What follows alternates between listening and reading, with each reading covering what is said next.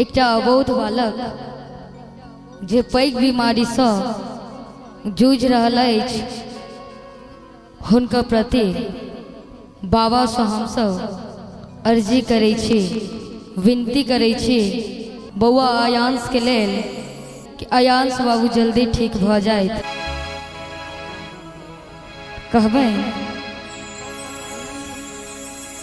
रछिया दिया जीवन दान हे बाबा, रछिया दिया ने जीवन दान हे बाबा, बचबियो आयांसक प्राण हे बाबा, बचबियो आयांसक प्राण हे बाबा।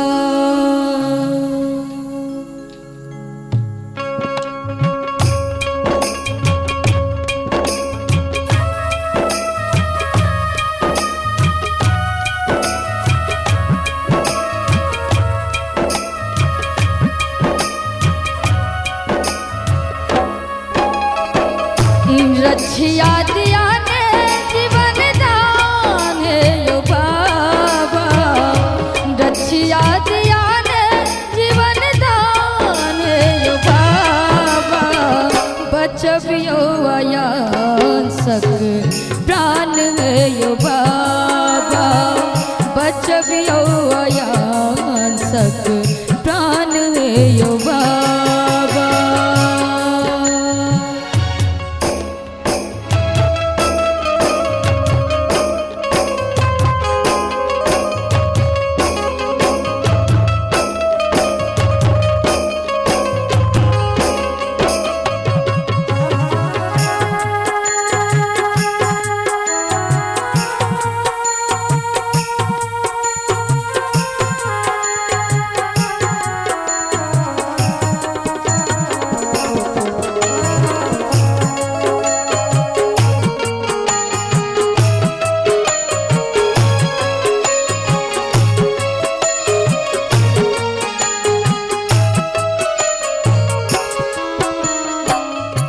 बेदर्द दुनिया केहन कठोरियो, जानक बदला 16 करोड़ियो।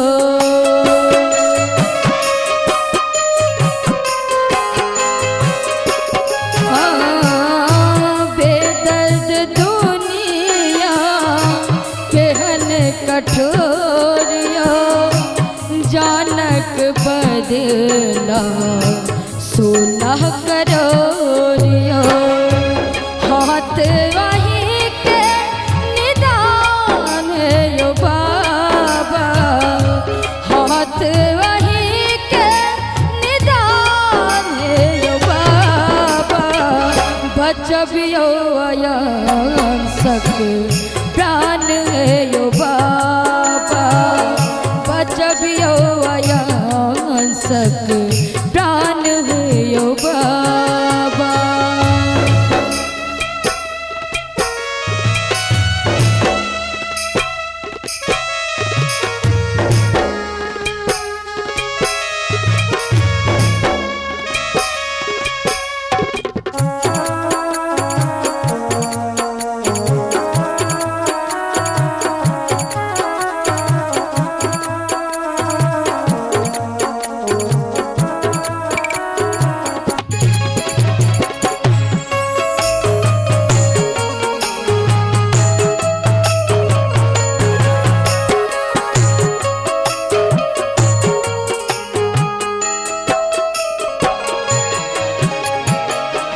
भारी विपत्तिया संकट भारी, जन्मैत लागल खून बीमारी।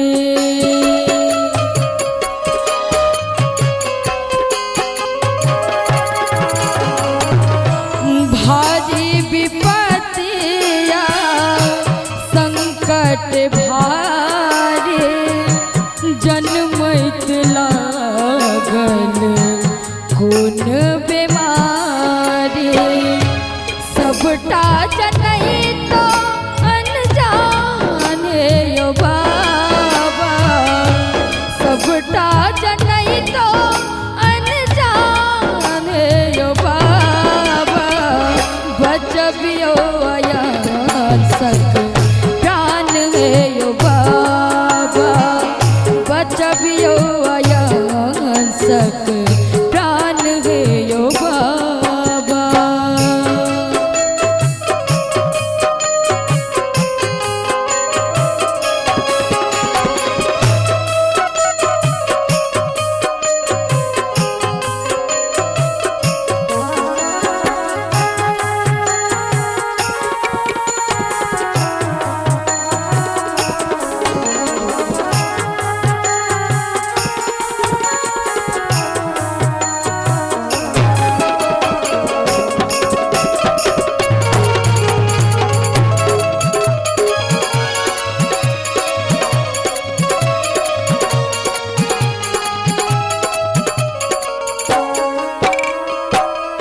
कल जोड़दाया भीख मंगैया गंगा विनीत शोभा विनया करैया